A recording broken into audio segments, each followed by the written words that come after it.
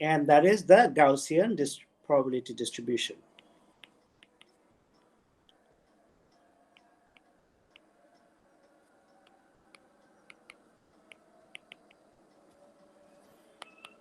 Okay. So the Gaussian probability distribution is a continuous probability distribution whose shape is given by the Gaussian function. So there's a constant, which is a normalization constant that we will figure out, times e to the power minus x squared by a. Okay, so this looks something like this. Well, I guess we are taking the Gaussian to be around 0. So yeah. Okay, so sorry, my sketch is not very good. So first thing we want to do is that we want to find out what C is. We want to normalize it, right? So the Gaussian distribution is defined from -infinity to +infinity. If it isn't, then it's called, I think it's called the error function or something like that. So -infinity to +infinity. And so let's take P of x, D of x. Then we have C times -infinity to +infinity, e to the power minus x squared by a d of x. So how many of you know how to do this integral?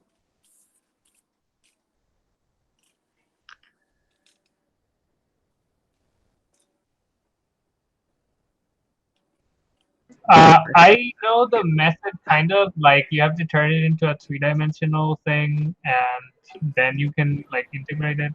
Okay, I think it's a good idea to like use polar coordinates. Yes, very good, very good. Yeah.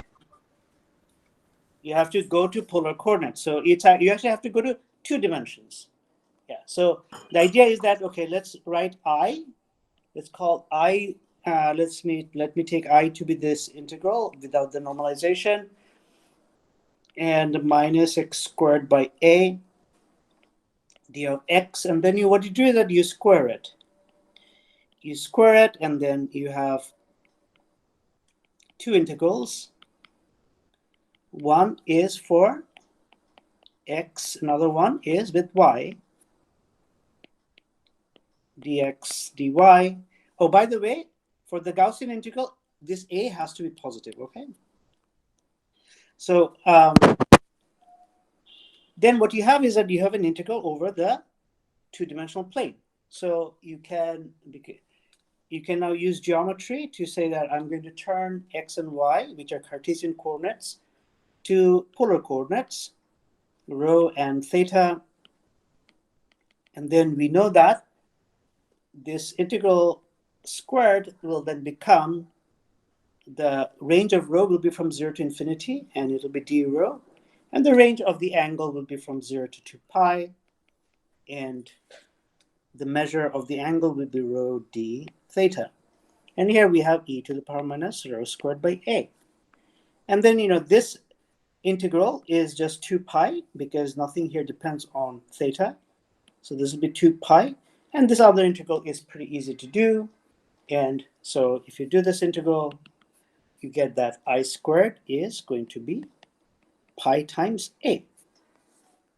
And therefore, the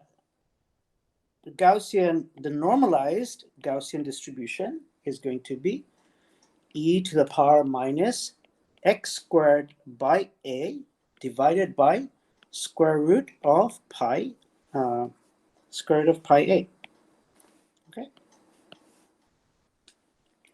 So now we want to find out the variance, and for the variance, we need to find what the average x is and x squared is, right? Now, the average of x is just going to be 0 because if I look at expectation value of x, we get -infinity to +infinity, x times e to the power minus x squared by a by pi a. But this is an integral from -infinity to +infinity, but the integrand is an odd function. And therefore, the contribution from the positive part and the negative part will be 0, and therefore this will be 0, right? But x squared is not going to be 0. But for x squared, we can do a trick. We can take advantage of a trick and do this integral. So let me just rewrite the integral I to be as a function of b. And instead of a, let me just, use b as 1 over a, right? So instead of a, I'm writing b, 1 over b. So then we have just figured out this is our integral, right? So then what we do is that we say, okay, if you take the derivative of this integral with respect to b, then what happens is that it brings down a factor of x squared. And then we can also do the integral, differentiation over here. And if you do a little bit of calculation, it's very easy to see that x squared. So, by using this trick, you can find that x squared, the expectation value of x squared is nothing but 1 over 2b.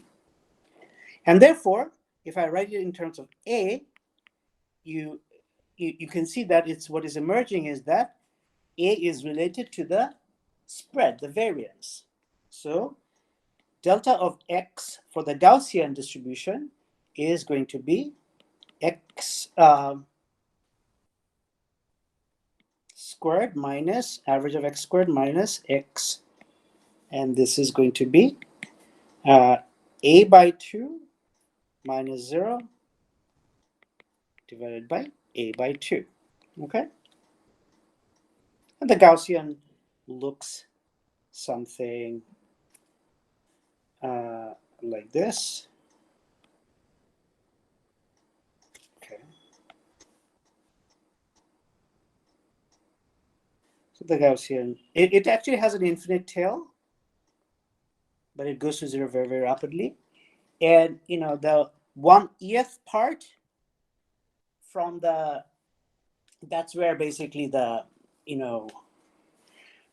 so this is e to the power minus a, you can say b or bx squared, and then this is going to be 1 over square root of b, and this is 1 over square root of b or square root of a. Okay.